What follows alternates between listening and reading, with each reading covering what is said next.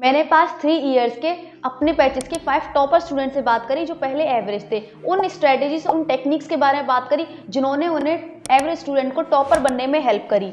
और शॉकिंग बात ये थी कि उन पांचों की कॉन्वर्जेशन में एक चीज़ कॉमन थी और वो थी डोंट वेट फॉर जनवरी। और वहीं से मुझे आइडिया आया क्यों ना आपके साथ भी इस डोंट वेट फॉर जनवरी वाली स्ट्रेटजीज को शेयर किया जाए और उन 5 जेम स्टेप्स को शेयर किया जाए जो उन टॉपर द्वारा दिए गए हैं, जो कि इस डोंट वेट फॉर जनवरी वाली स्ट्रेटजीज में आते हैं।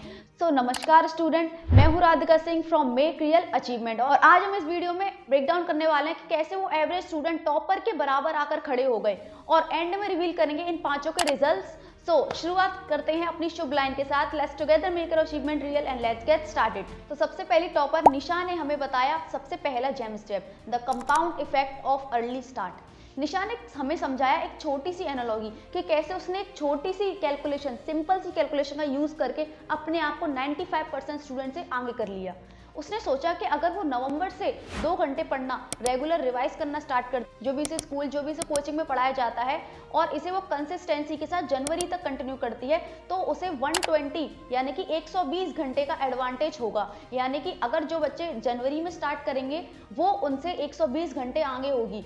इसका मतलब ये है कि जनवरी में जब स्टूडेंट फर्स्ट रिवीजन करेंगे वही निशा का वो थर्ड रिवीजन का चांस बनेगा, क्योंकि हम सब इतना तो जानते हैं कि जितना स्ट्रॉन्ग हमारा रिवीजन होगा उतने ही कॉन्फिडेंस के साथ हम एग्जाम को अपीयर कर पाएंगे।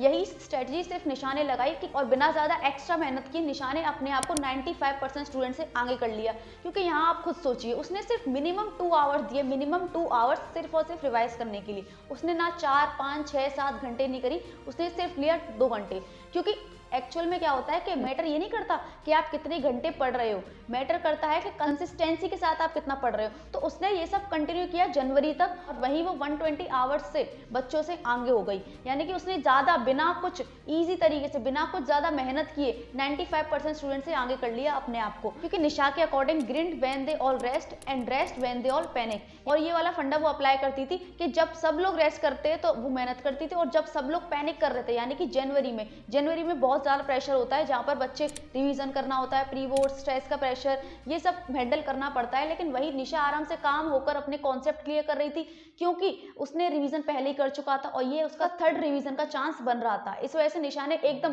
काम तरीके से सारा का सारा जो सिचुएशन थी वो हैंडल करी। और ये सिर्फ पॉसिबल हो पाया क्योंकि उसने जल्दी स्टार्ट किया, उसने जनवरी का वेट नहीं किया, जो टाइम था उसने तभी स्टार्ट किया और अपने आप को 95% स्टूडेंट से आगे कर लिया। तो नेक्स्ट टॉपर है शानू, जिसका जेम स्टेप है October failure is equal to February topper.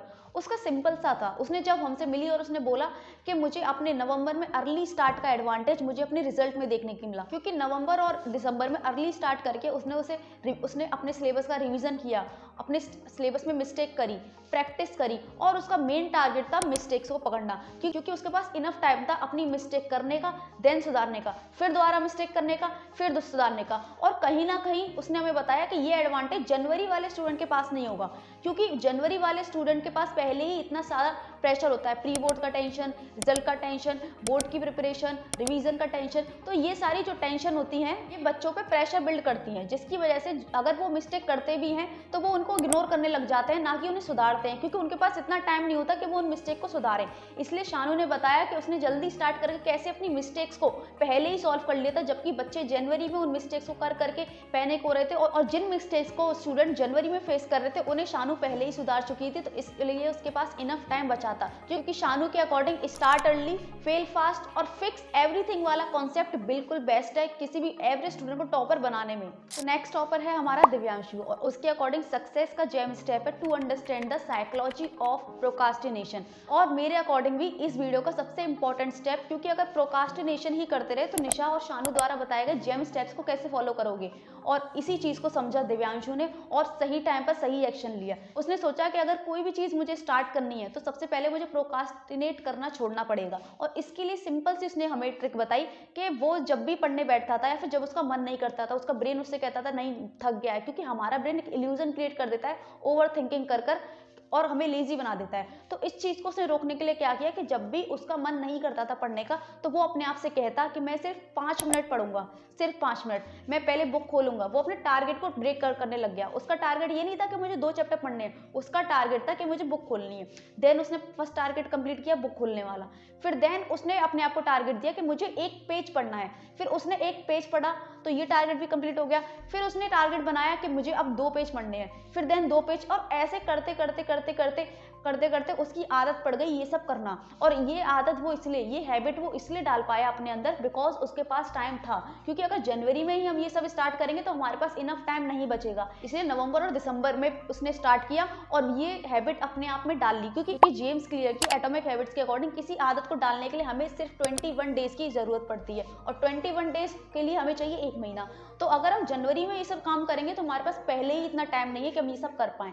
इस वजह से दिव्यांश ने हमें बताया कि सबसे अर्ली स्टार्ट करने का उसे सबसे अच्छा फायदा मिला कि वो प्रोक्रास्टिनेशन करना भूल गया, और इसको रोकने का बहुत अच्छा जरिया उसने निकाल लिया कि अपने टारगेट्स को ब्रेक डाउन कर कर और अपने आप से सिर्फ ये कहकर कि मुझे सिर्फ 5 मिनट ही पढ़ना है। इससे उसका ब्रेन ये नहीं सोचता था कि मेरे पास इतना बड़ा टारगेट है, उसका ब्रेन सोचता था कि मेरे पास छोटे छोटे टारगेट है जिन्हें मैं कंप्लीट करूंगा, देन मैं अपना पूरा का पूरा टारगेट कंप्लीट कर लूंगा। और दिव्यांशु ने हमें ये भी बताया कि कैसे उसके फ्रेंड्स ने जनवरी में स्टार्ट किया था और वो अपना 30% से ज़्यादा टाइम प्रोक्रास्टिनेशन में ही निकाल देते थे, लेकिन दिव्यांशु उस मामले में लकी निकला। लकी नहीं, थोड़ा मेहनती हम बोलेंगे उसे, और एक बेस्ट स्टूडेंट भी बोल सकते हैं, क्योंकि उसने पहले ही ये सब देख लिया और अपने जल्दी स्टार्ट कर लिया। क्योंकि दिव्यांशु के according tomorrow is a illusion, जो भी करना है वो अभी करना है और इसी वक्त करना है। नेक्स्ट टॉपर है हमारा विशाल, और विशाल के अकॉर्डिंग जेम्स स्टेप था ज़्यादा पढ़ने की बजाय जितना पढ़ो फोकस के साथ पढ़ो, और इस चीज़ को अप्लाई करने के लिए उसने यूज़ किया पेरेटो प्रिंसिपल, जिसे हम 80-20 रूल के नाम से भी जानते हैं।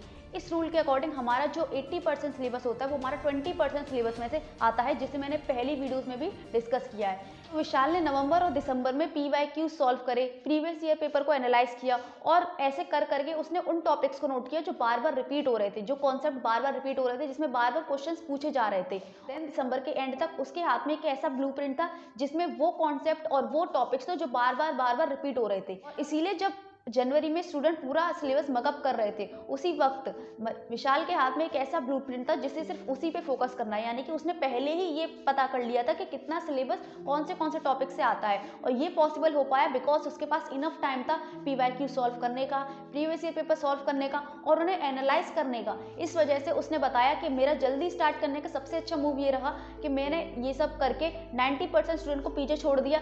जहाँ सारे स्टूडेंट जनवरी में पैनिक कर रहे थे कि मुझे ये पढ़ना है वो पढ़ना है, उसे ये सब करने की जरूरत नहीं पड़ी, क्योंकि उसे सिर्फ अपना ब्लूप्रिंट देखना होता था और सिर्फ उन्हीं टॉपिक्स पर फोकस करना होता था। और इस तरह 80-20 रूल लगाकर उसने अपनी स्मार्ट स्ट्रेटजीज के साथ बहुत अच्छा स्कोर किया, क्योंकि विशाल के according winners don't wait, they start. और हमारी लास्ट टॉपर है काजल, जिसके अकॉर्डिंग जेम स्टेप था किल द डिस्ट्रैक्शन।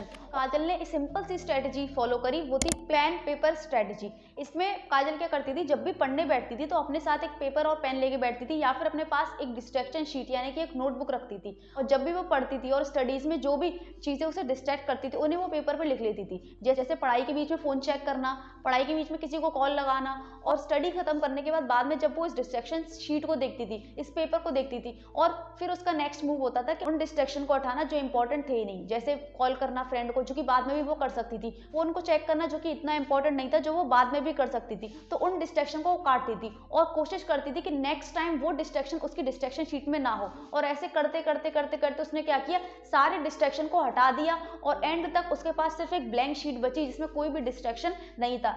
और काजल ने जनवरी में नहीं स्टार्ट किया, उसने जल्दी स्टार्ट किया, और ज़्यादा टाइम होने की वजह से वो इस ट्रिक को इफेक्टिवली अपनी हैबिट बना पाई, और जनवरी तक उसने सारे डिस्ट्रैक्शन पर अपना कंट्रोल कर लिया और वो समझ गई कि कैसे अपने डिस्ट्रैक्शन को दूर भगाना है। और वहीं जो स्टूडेंट जनवरी में इसको स्टार्ट करेंगे तो उनके पास इतना इनफ टाइम नहीं होगा, क्योंकि डिस्ट्रैक्शन शीट लिखें या फिर रिवीजन करें या फिर प्रोक्रास्टिनेशन करें या फिर स्ट्रेस को, उनके पास इतना ही बहुत सारा लोड होता है, प्रेशर होता है, जिसकी वजह से वो इसको नहीं टाइम दे पाएंगे। इसलिए काजल के अकॉर्डिंग जल्दी स्टार्ट करना एक स्मार्ट मूव हो सकता है, क्योंकि तब हमारे पास ज़्यादा टाइम होता है और हम अपनी हैबिट को एनालाइज कर कर उन्हें अपने अकॉर्डिंग चेंज भी कर सकते हैं। और ये थे 5 जेम स्टेप जो कि इन टॉपर ने शेयर करी, जिसमें से निशा के थे 92.4%, शानू के थे 88.9%, दिव्यांशु के थे 90%, विशाल के थे 89% और काजल के थे 84.6%। और आप भी ऐसे ही स्कोर कर सकते हो, जस्ट एक चीज़ कर जो कि बाकी स्टूडेंट इग्नोर कर रहे हैं, और वो चीज़ है स्टार्ट अर्ली।